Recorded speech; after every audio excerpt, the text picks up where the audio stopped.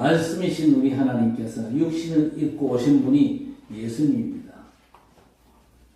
그분은 우리의 모든 죄와 문제를 단번에 영원히 해결하신 하나님께서 보내신 자 그리스도십니다. 그리스도 오신 예수께서 우리 곧 나와 인류를 위해서 뭘 어떻게 하셨는가를 정확하게 집중적으로 보여주신 사건이 바로 주님의 고난입니다. 예수님은 하나님의 어린 양으로 우리 죄를 대신 담당하셨거든요. 대신 짊어지셨습니다. 그리고 십자가의 고난과 죽음을 당하셨습니다. 그게 끝이 아니고 사망 권세를 깨뜨리고 승리하신 부활하신 그리스도, 이 복음의 비밀과 능력을 누리면서 증거할 복음 집중의 축복 속으로 들어가시기를 바랍니다. 예수님은요, 나사로와 마르다 마리아 이 남매를 굉장히 사랑하셨지요. 나사로가 병들었다는 소식을 듣고는요, 이틀을 더 그곳에서 지체하셨어요. 그 뒤에 나사로의 죽음을 아셨죠. 그런데 우리 주님은요, 나사로가 잠들었다 하시고는 제자들에게 깨우러 가자고 앞장서서 베다니로 향하셨습니다. 그리고 나사로의 무덤 앞에서 마리아와 함께 이 유대인들이 슬피 우는 걸 보시고는요, 33절 35절을 보니까 심령에 비통이 여기시고 불쌍히 여기시며 눈물을 흘리셨다고 했습니다.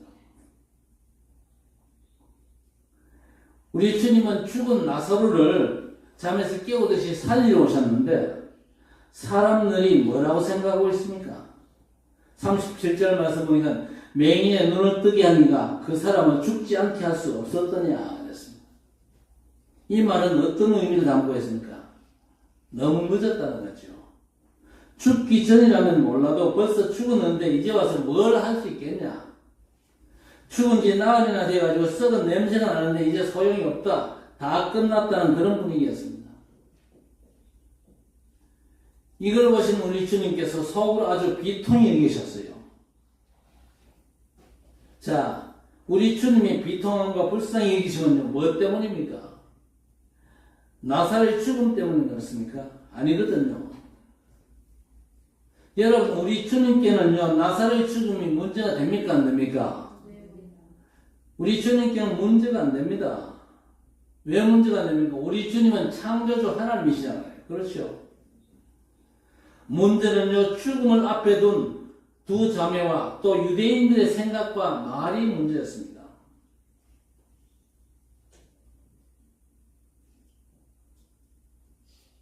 그러니까 우리 성도들도 이런저런 문제와 사건이 문제가 아닙니다.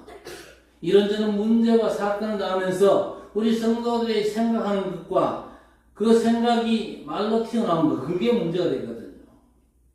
그러니까 생각 잘 하셔야 되고 말도 잘해야 됩니다.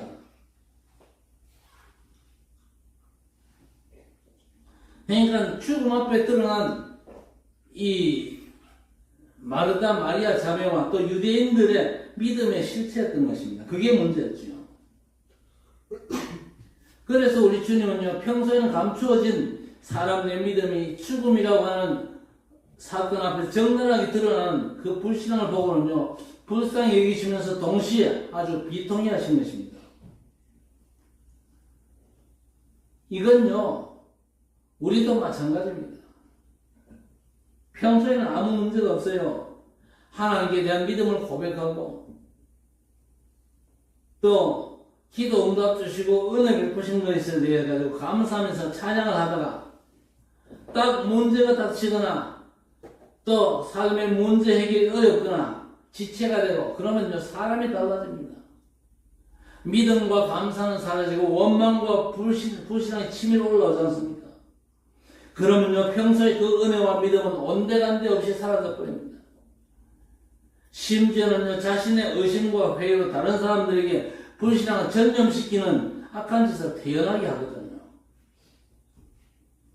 우리 주님께서는 그런 모습을 지금 나사로의 무덤 앞에 선 사람들에게서 발견하고는요, 아주 비통해 하시는 겁니다. 여러분이 정말 우리 주님께 믿음의 사람으로 발견되시기를 바랍니다. 어떤 어려운 문제와 사건을 만나도 우리 주님 앞에 믿음을 고백할 수 있기를 바라고, 어떤 경우에도 불신앙의 말 내뱉지 마시기를 바랍니다. 사람 앞에 불신의 말 함부로 툭툭 내뱉는 거 그거요, 우리 주님이 보고 계십니다. 자, 나사로가 죽었잖아요. 그 죽음 앞에 마르다와 마리아 자매, 또 같이 슬픔에 젖어 있는 유대인들의 믿음의 색깔이 드러난 겁니다. 평소에는 드러나지 않았어요. 문제나 사건, 위기 앞에 숨김없이 다 드러나게 된 것입니다. 자, 이 사람의 믿음의 본색, 실체가 도대체 어떤 것이었습니까? 먼저 이 사람들은 틀리지는 않았어요. 그러나 아무런 힘이 없는 무능한 그런 신앙이었습니다. 여러분, 마르다나 마리아 그리고 유대인들이 하는 말 틀린 게 하나도 없습니다. 한번 들어보세요. 마르다나 마리아가 똑같이 우리 주님께 첫 마디가 뭐였습니까?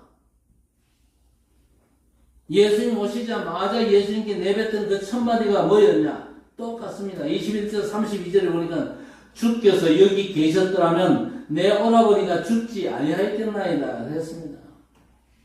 주님이 계셨으면 우리 오라버니 병이 나았을 겁니다. 어떻게 보면요, 이 말이 굉장히 괜찮은 말 같습니다. 왜? 우리 주님의 능력을 신뢰한다는 말 아닙니까? 특히 주님과 주고받는 대화를 보면 더 그러거든요. 22절을 보세요. 이제라도 주님이 하나님께 구하면 주실 줄 믿습니다 그랬어요. 마르다가 그렇게 말하니까 예수님께서 뭐라고 그랬습니까? 23절에 내 오라비가 다시 살아나리라 그랬습니다. 그랬더니 마르다가 뭐라고 대답을 합니까? 24절에 마지막 날 부활 때는 다시 살아날 줄 내가 압니다. 그렇게 고백을 했어요. 하나님께서 무엇이든지 주님께 주실 것을 안다고 하길래 우리 주님께서는 죽은 나사로가 다시 살아날 것이다, 내가 살리러 왔다 그랬는데 마르다는요, 지금이 아니고 마지막 날에 일어날 것을 안다 그랬습니다. 이걸 갖다가 교리적인 믿음이라고 합니다. 교리적인 믿음. 교리적인 믿음에 잡혀 있으면서 지금 내 믿음이라고 우기는 그런 경우가 있거든요. 마르다가 그런 경우입니다. 그래서 우리 주님께서 뭐라고 했습니까? 내가 부활이요 생명이니 나를 믿는 자는 죽어도 살겠고 무릇 살아서 믿는 자는 영원히 죽지 아니할 것이니 이것을 내가 믿느냐? 그렇게 재차 물었습니다. 이번엔 뭐라고 대답합니까? 주는 그리스도시요 살아계신 하나님의 아들이신 줄 내가 믿습니다. 그렇게 대답하잖아요. 우리 주님은 죽음을 이기는 부활과 생명을 말씀하시는데 마르다는 주님은 그리스도라고 하는 원론적인 대답만 합니다. 그리고 우리 주님께서 나사로를 살리기 위해서 무덤에 돌을 옮겨 놓으라 하시죠. 그때 마르다는 또 어떻게 대답을 합니까? 39절에 주여 죽은 자가 나흘이 되었으며 벌써 냄새가 나나이다 그랬어요. 있는 사실 그대로 말했습니다. 마르다의 고백은요, 교리적으로 틀리지 않는 말만 했습니다. 그런데 뭐가 문제입니까? 두 자매와 유대인들에게는 전혀 없는 게 있지요. 이 사람들의 신앙은 전부 교리에 머물러 있습니다. 틀리지는 않았지만요, 자신의 상태를 바꿀 힘이 전혀 없는 것입니다. 맞는 말을 했지만요, 현실을 이기는 힘이 없어요. 그러니까 이 사람들은요, 모두가 하나님의 능력이 아닙니다. 자기 관념에 갇힌 생각만 하고 있는 거죠.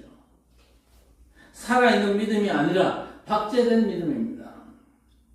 모양은 똑같아 보이지만 살아있지 않습니다.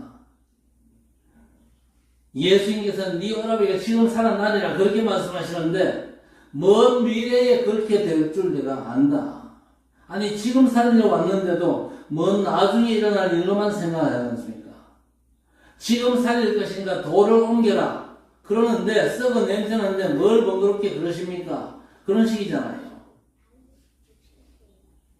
그러니까 주님이 모든 문제 해결하신 그리스도시요 모든 걸 들어주시는 그 하나님의 아들이심을 믿는다 그러지만요, 이 사람들의 믿음은 예수 그리스도께서 지금 그 일을 행할 것으로는 전혀 생각지 않는 거예요. 여러분 보좌의 축복 진짜 믿고 누리십니까? 아멘. 그렇다면요, 지금 우리 주님께서 역사하실 것도 믿으시기 바랍니다. 지금 마르다와 유대인들은요, 그걸 안 믿어요. 완전 교리적인 믿음만 가지고 있는데, 지금 역사하실 우리 하나님은 안 믿는단 말입니다.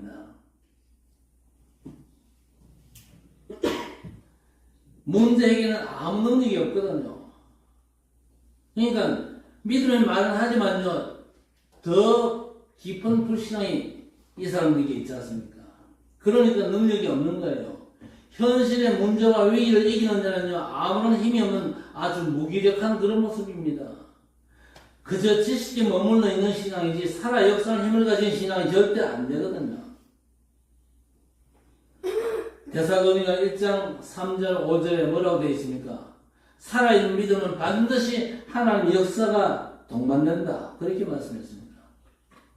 그런데 오늘 이 마르다와 유대인들의 믿음은요, 틀리지는 않았어요. 그러나 아무런 힘이 없는 신앙이었습니다. 그거 가지고는요, 하나님의 역사 볼 수가 없는 것입니다.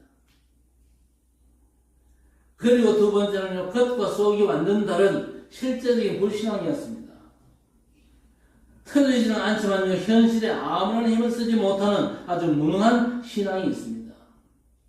겉모습에는 신앙인 것처럼 보이는데 실제적으로는요, 불신앙이거든요. 신앙의 가면을 쓴 불신앙에 사로잡힌 사람들이 교회 안에 적지 않아 많이 있습니다. 그리고 세 번째 뭡니까? 현실에 완전 매몰된 너무나 무기력한 신앙이죠. 지금 마르다와 마리아 그리고 유대인들은요, 무덤 앞에서 아무것도 못하고 있습니다. 죽음의 현실 앞에 어쩔 수 없다는 현실적인 주장과 이제 와서 어떻게 하겠냐는 아주 자조적인 체념에 사로잡혀 있는 것이죠. 살아나리라는 주님의 말씀도 믿지를 못하고 돌을 옮겨 놓으라는데도 썩어 냄새 난다고 괜한 일 하지 말라는 식이잖아요. 언제나 이런 식입니다. 현실 앞에 올 수 없던 아주 무기력한 신앙의 모습 너무나 흔해 빠졌지 않습니까? 예배 시간에는 아멘 하는데 막상 내 삶의 현실 앞에 딱 섰버리면요, 현실의 위기와 문제 앞에 섰버리면 우리도 똑같은 모습으로 마르다처럼 유대인들처럼 이렇게 반응할 때가 참 많습니다. 6월절 어린 양의 피의 능력으로 출애굽의 기적을 체험했잖아요. 그런데 그 이스라엘 백성들이 홍해 앞에서 멈춰버렸잖아요. 그야말로 6월절 희생양의 피로 우리가 애굽에서 구원받았다. 그렇다면 우리를 구원하신 하나님께서 똑같은 능력으로 우리의 삶을 인도하실 것이다. 홍해 앞에서도 하나님은 역사하실 것이다. 모세 한 사람만 그 믿음 가지고 있었지 다른 사람들은요, 그 믿음이 전혀 없었습니다. 그냥 홍해 앞에서 원망 불평하고 우리가 한 사람 세워가지고 장관 한 사람 세워가지고 애굽으로 다시 돌아가자. 다시 옛날 종살이로 돌아가자는 겁니다. 그리고 하나님의 능력으로 홍해를 육지같이 건넜잖아요. 육지같이 건넌 뒤에도 이 10명의 정탐꾼들이 아주 불신앙의 보고 앞에서는요, 가데스 바네아 앞에서 멈춰서 버리는 겁니다. 하나님의 약속이고 하나님의 능력이고 그런 건요, 이 사람들이 안중이 없어요. 그게 우리 모습일지도 모릅니다. 그리고 가나안 정복이 마무리될 즈음에는요, 더 이상 힘들게 싸우지 말고 이 정도로 끝내자는 안일함이 있습니다. 그래서 견고한 저 아낙산자 앞에서 그 백성들 전체가 머뭇거리잖아요. 이스라엘은 항상 이런 식이었습니다. 예수님의 제자들은 어땠습니까? 그들도 마찬가지였습니다. 예수께서 말씀 듣기 위해서 몰려온 무리를 위해서 제자들 보고 뭐라고 했습니까? 너희가 먹을 것을 주라. 그때도 제자들은 핑계대기 바빴습니다. 돈이 얼마나 많이 드는데 어디서 떡을 사가지고 이 많은 사람들을 먹일 수 있겠습니까? 그렇게 예수님께 반문을 했거든요. 그리고 제자 중 안드레는요, 도시락 하나를 아이에게서 받고는요, 이게 얼마나 많은 사람들에게 이게 얼마나 되겠습니까? 그렇게 나왔잖아요. 아주 자조적으로 탄식을 했습니다. 제자들 중 그 어느 누구도 그리스도께서 행하실 창조주의 역사를 믿지 않았습니다. 한결같이 답답한 현실 앞에서 아무것도 기대하지 않고 있었던 겁니다. 아니, 먹을 걸 가지고도 그러한데 죽음 앞에서 뭘 기대할 수 있겠습니까? 아무것도 믿지 않고 아무것도 하지 않으려고 하는 겁니다. 현실 앞에 하나같이 아주 무기력한 그런 신앙의 모습에 빠져버린 것이죠. 이게 지금 한국교회 거의 대부분의 성도들의 모습일지도 모릅니다. 우리 성도들이라고 다르리라고 생각하지는 못할 것 같아요.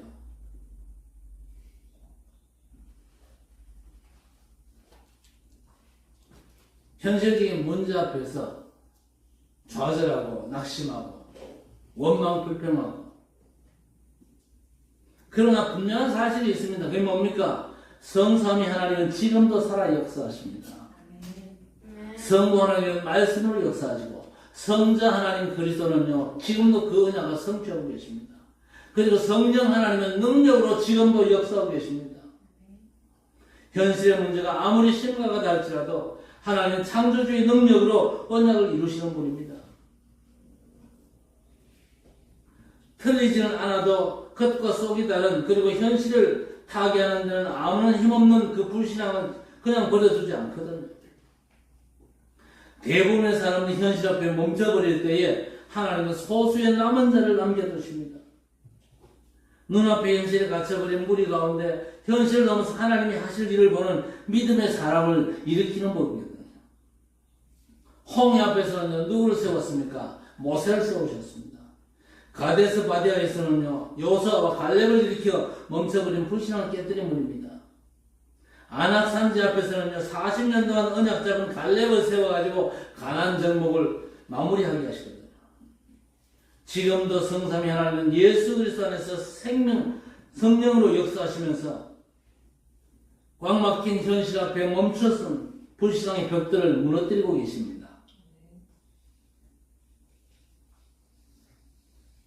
자, 예수께서는 오늘 나사로의 죽음 앞에 친히 부활과 생명을 선언하셨습니다. 25절, 26절 예수께서 이르시되 나는 부활이요 생명이니 나를 믿는 자는 죽어도 살겠고 무릇 살아서 나를 믿는 자는 영원히 죽지 아니하리니 이것을 내가 믿느냐 묻고 계십니다. 우리 주님은요 나사로를 죽음의 잠에서 깨우심으로 해서 친히 부활이요 생명이심을 증거하셨습니다. 이 과정에 현실의 견고한 사단의 망대를 무너뜨리고 무너지지 않는 하나님의 망대 세우는 역사를 우리가 보게 되는데 어떻게 하셨습니까? 먼저 우리 주님은요 무덤 앞에서 가로막은 돌을 옮겨 놓으라 하셨습니다. 무덤을 가로막은 돌부터 치우셨죠. 우리가 하나님께 기도하기 전에 가로막는 돌부터 굴러내야 됩니다. 둘러싼 불신앙의 망대부터 무너뜨리고 오래된 영적 상태부터 걷어내야 됩니다. 잘못된 삶의 습관과 생각부터 돌을 옮기듯이 굴려버려야 될 것입니다. 그 다음에 우리 주님은 눈을 들어 하늘을 우러러보시면서 하나님께 기도하셨습니다. 41절에 아버지여 내 말을 들으신 것을 감사하나이다. 항상 내 말을 들으시는 줄을 내가 알았나이다. 그러나 이 말씀을 하옵는 것은 둘러선 무리를 위함이니 곧 아버지께서 나를 보내신 것을 그들로 믿게 하려 함이니이다. 했습니다. 우리 주님의 기도는요 짧고 단순합니다. 그러나 강하고 아주 깊은 임팩트를 주죠. 중요한 건 우리 주님의 기도는요 구하기 전에 이미 받은 줄 믿고 하는 기도였습니다. 기도의 시제가 전부 과거 완료형입니다. 들으신 것을 감사하나이다. 항상 들으신 줄 내가 알았나이다. 우리 기도하고는 차원이 달라요. 우리는 그저 무조건 지금 달라고 오늘 달라고 그러잖아요. 주님의 기도는 과거에 받았음을 확신하는 그런 기도였습니다. 주님께서는요 하나님께서 들으신 줄 알기 때문에 문제가 해결되기 전에 먼저 감사한 겁니다. 우리 주님의 기도는 선 감사 후 응답이었습니다. 우리는 선 응답하시면 내가 감사하겠습니다. 그런 식이잖아요. 주님은 먼저 감사부터 하셨어요. 그게 주님의 기도 언어였습니다. 여러분의 기도, 감사가 먼저 되시기를 바랍니다. 감사가 먼저 되어야 돼요.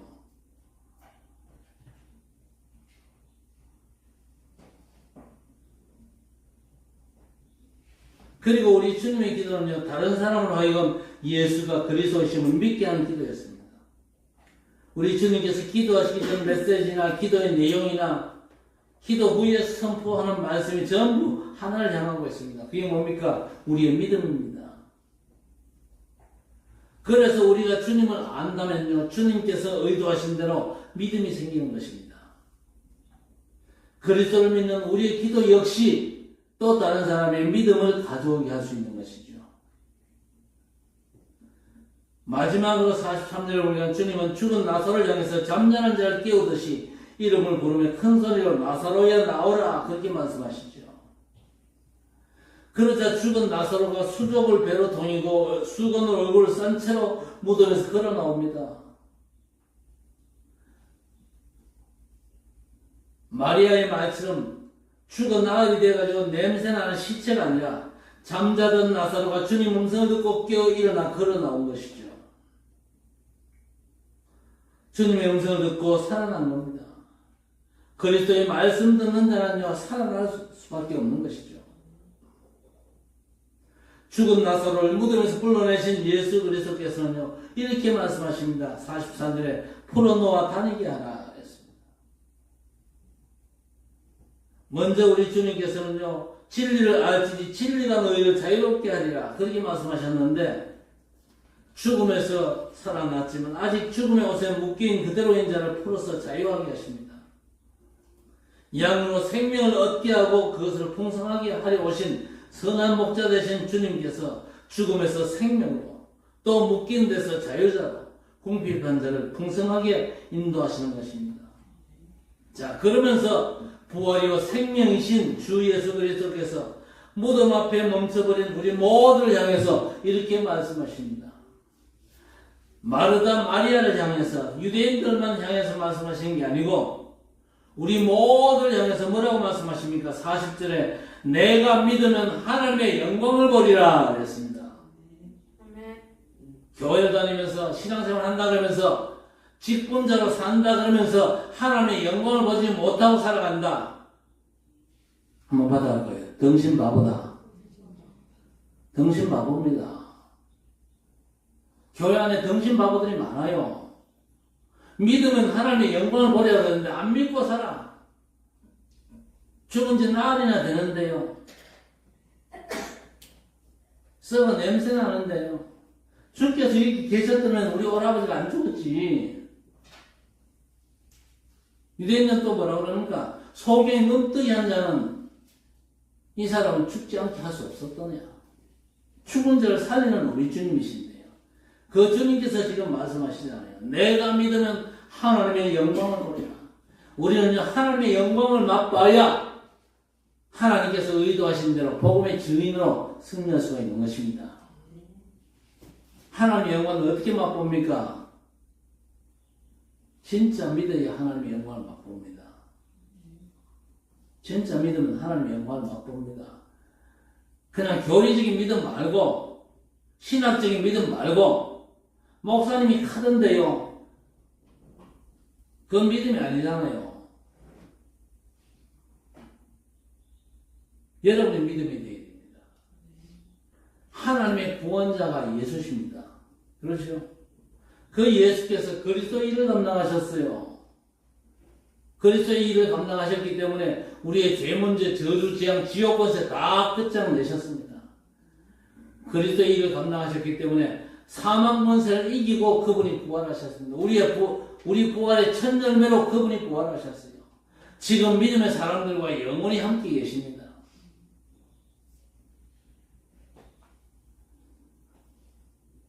우리 자신에게 한번 자문을 한번 해보세요. 내가 이래 믿어가지고 하나님의 영광을 맛보겠냐? 스스로에게 한번 물어보세요.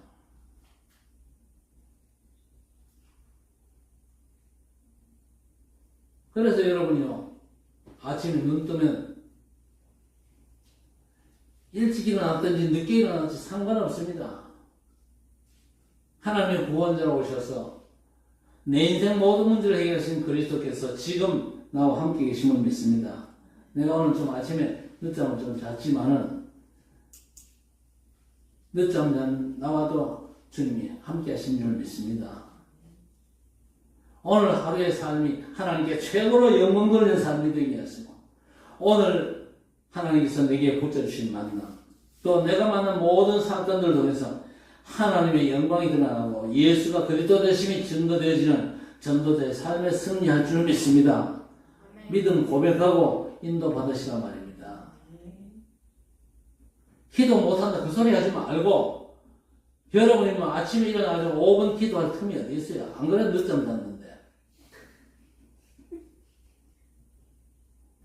눈 뜬 그 시간부터 여러분 할 거 다 하라 말입니다. 하면서 기도 속에서 하시라 그 말입니다. 기도 속에서 눈곱 떼고 양치하고 밥 먹고 가방 챙기고, 기도 속에서 학교 가고, 기도 속에서 하나님이 나와 함께 하심을 믿는 믿음의 고백 안에서 공부하고 친구들도 만나고 오뎅도 먹고 짬뽕도 먹고 그렇게 하란 말이에요.